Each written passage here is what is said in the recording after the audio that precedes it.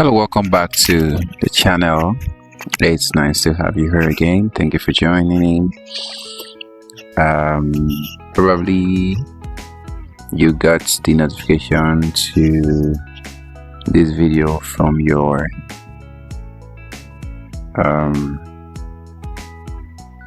phone, or you were searching. However way that you got to stumble on this video, we still appreciate you watching. And to be honest, this video was made specifically for you. We had you in mind while making this research to drive every level of insight that's possible, and to ensure that you get all necessary required information about this cash flow. So I just saw something now. Quickly adjust that.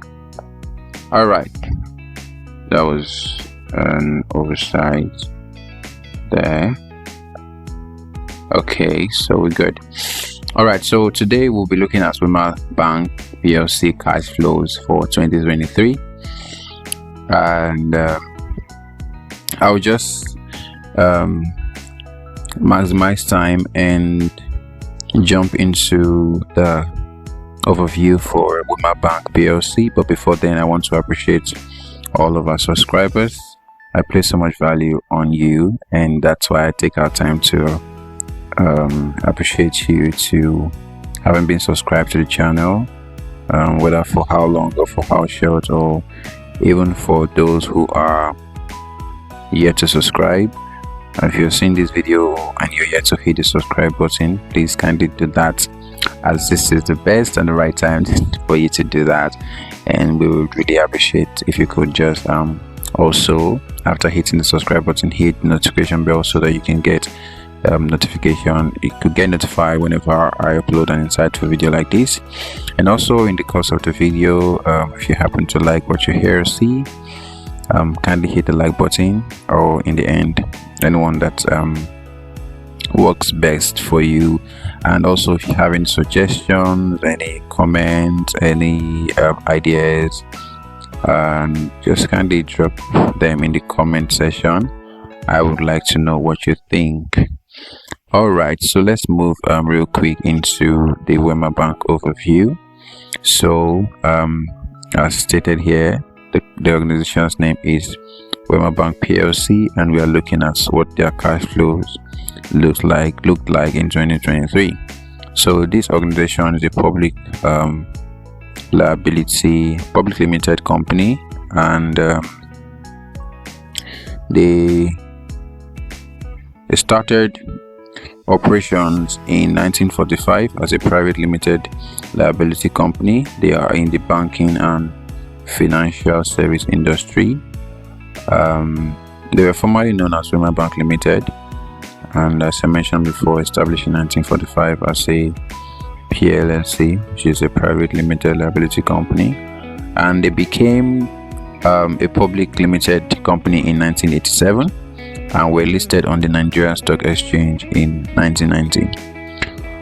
This organization offers a range of financial services, which includes retail banking, corporate banking, commercial banking, investment banking, treasury and financial markets, digital banking. And some of their products and services include savings and current accounts, loans and credit facilities, deposit and investment products, payments and collection services, trade finance and foreign exchange, e-banking and mobile banking. That's quite a lot of products and services for a company. Yeah, I guess they're doing well.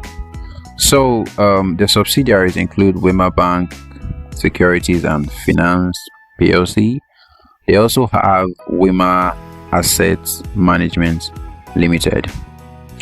And for every company, there is a leader, there's a chairman, and all of that. So for this company, their chairman is in person of Mr. Babatunde Kasali, and their MD CEO is in person of Mr. Ademola Adebise, and they also have other executive directors like Moruf Hosseini, Mr. Wale Akinyele, and Mrs. Folake Shanu. So you might want to look them up, maybe look up their profile, depends on how that serves you. All right, so taking a look at their financial performance, now this is not yet in their cash flow, just a summary of what their 2022 figures look like. So they had a gross earning, which is gross profit or revenue for the year, to be 82.7 billion naira, and their profit before tax 6.2 billion, and profit after tax was 4.1 billion. They did really well, in my opinion. And then the total assets of that company in 2022 was 1.1 trillion. Whoop, that's staggering. And customer deposits for that year was 815.6 billion. Also, for this company, they have some award and recognition. In 2022, the International Banker Awards went to them as the best digital bank in Nigeria. In 2021, the previous year, so the Asian Bankers Award issued them the most innovative bank in Nigeria award. And then in 2020, they won the best bank in Nigeria for SMEs, and that was issued them by the African Banker Award. So it appears they did well in the last 3 years, and that's remarkable for me. So this organization actually focuses on financial inclusion, and this is when it comes to the part of their sustainability and their CSR, how they give back to society and all of that. So financial inclusion, they have educational and skill development. They have they focus on healthcare and wellness, on environmental sustainability and community development. Also, some of their challenges that they face includes increasing competition in Nigeria banking industry. Almost everyone is facing this. Yeah. So regulatory challenges and compliances, economic uncertainty and volatility, opportunities in digital banking and fintechs, growing demand for SME. So these are opportunities that lies in for them. So they have opportunities in digital banking and fintech world, growing demand for SME and retail banking services. So these are some of the opportunities that they can also lash on. So some of this organization rather, they aim to maintain their position as a leading bank in Nigeria, and they want to also expand their digital bank offerings. They have intentions of increasing their presence in the retail and SME segments. They also would like to improve in operational efficiency and customer service, as every company should, and also enhance their sustainability in their CSR initiative. So that is a brief overview of Wema Bank. If there is more that you like to know about them, you can just hop onto their website or just surf the net. I believe there is a whole lot to uncover about this remarkable company. All right, let's then take a shift into what cash flow is, and let's see what these metrics say about a particular company, and in this case Wema Bank Plc. So the cash flow analysis actually examines a company's inflows and outflow of cash and cash equivalents over a specific period. So for this year, for this analysis, this video, we are looking at 2023. So it's crucial for assessing financial performance, profitability and health. So this is a very crucial metric. Now we actually have different types. We have the operating cash flow, which is here. We have the investing cash flow, and we have the financing cash flow. So the operating cash flow actually covers cash that is generated from core business operations. The investing cash flow also covers cash used for investments, acquisition, asset purchase, and all of that. Then the financing cash flow actually covers cash related to financing activities such as debt and equity issues. So they actually have some some components which include cash receipts, that is cash inflows from customers, interest and dividends, so cash that this company received. Then cash payments, which is cash outflows, that is for expenses, taxes and interest. Then we have the net change in cash, which is the difference between cash receipts and cash payments, and we also have that here in our chart. So some implications of this metric on financial performance and profitability includes the ability to meet short-term obligations, which is liquidity. We have solvency, we have profitability, and we also have financial flexibility, which is the ability to respond to changing market conditions. So it also have implications on financial health, which is that the fact that it measures the cash flow as percentage of sales, and it also measures the time between payments, paying suppliers and receiving payments. Then also measures ability to cover debt obligations. So one of the things that this metric does is that it gives a competitive advantage if well managed. So a strong cash flow generates investment opportunities. It also enhances creditworthiness and access to capital. So if your cash flow appears to be strong, you become more creditworthy, and then you can get access to capital. Maybe you want acquisition and all of that. To aid your acquisition and all of that, you just get access to a higher level of finance and all of that. So supports research and development and facilitates strategic acquisition. Now, some internal factors that can influence cash flow include account receivable and payable management, how you manage your account receivables and your accounts payables, how you manage your inventory, how you manage your capital expenditure and decisions, how you pay your dividends, and also your research and development expenses can significantly influence this metric. Some external factors that can influence cash flow are economic conditions, which are recession, inflation. Also, industry trends and competition can influence that. Government regulations and policies, interest rates and currency fluctuation, and global events like natural disasters and pandemic can influence this metric.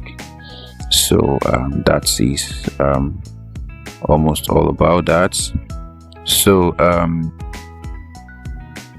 in conclusion, I would say that the cash flow analysis is vital for assessing an organization's financial performance, their profitability and health.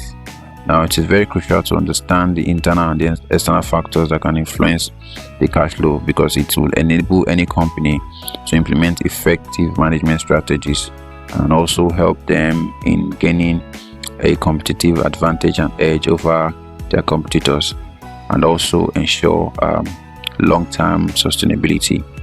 So in most cases, to boost this metric, it is actually advisable for companies to invest in short-term investment, to make short-term investments that can bring back return on time. So just like a frequent and a more frequent turnover can actually aid this metric. So let's take time to look at what these metrics are saying here on this chart. So first of all, we see here that there is a starting cash. This starting cash, now it should be noted that these amounts are actually in thousands. So here for the starting cash, we have 94 billion naira. For the year they started with 94 billion naira, and we see an ending cash here of 220 billion naira. That's actually a significant increase. That's over 100% increase for this company, and that's not so bad. An increase for that's not so much of a bad performance for the company. So we see here the operating activities. Immediately after the starting cash, we have the operating activity, which comprises of the cash generated from core business operations. So we see that that amounts to 391 billion naira for the year 2023, and that's also a good performance in my opinion. And then here, as always, we see that this bar, as almost always, this bar would appear red for the investing activities. So it's not necessarily communicating that there was a loss. It's just communicating that money went out. So this actually covers cash outflows, like that cash that was used for investment, not necessarily outflow per se, but cash that was used for investments, acquisitions, and asset purchase. So we saw that accumulatively their acquisitions, asset purchase, and investments was 287 billion naira. So probably they bought the company over, or they bought some new assets, or they made some investments, maybe bought another company's shares. So all of that amounted to this 287.9 billion naira in the year 2023. And then moving real quick to the financing activities rather. So they had 20 billion naira. So this cash flow is related to financing activities, like I mentioned before, such as debt and equity issues. That's how the cash that came in. So maybe they got it from borrowing or equity issuance. So this is actually the cash that accounts for that, which is 20. So in total it was 20, whether they borrowed it, whether it came by equity, all of that amounted to 20 billion naira approximately. And then the net change in cash, I mentioned this before, that it is the difference between the cash receipts and payments. This is one which amounted to 1.9 billion naira. You can barely see the line here, but it's there. I wish I could zoom a little in, but then it's there if you look closely. So that is all about this cash flow. And then you see that they ended the year with 220.2 billion naira. So here, with this, I don't think that this company performed so badly, although this is not enough a metric to judge the financial health of this company. It's just showing some level of operational efficiency. If we really want to know how profitable this company is, we might have to take a look at maybe their revenue, which is not also enough in itself, until we see what the final profit actually is for them, which is their net profit. And aside that will be all for this video. Thank you for staying to the end. I do really appreciate your time. For those who are yet to subscribe, please, for our viewers who are yet to subscribe, please kindly hit the subscribe button before the video finally comes to an end. And also, if you have liked this video, please kindly hit the like button and express what you feel. If you feel good about this video, kindly express it by hitting the like button. And also, don't forget to drop your suggestions, drop your comments, drop your perspective, drop anything it is that you have. I would like to know what you think about this video. And that brings us to the end of the video for today. Thank you so much, and until we see again in my next video. Bye bye.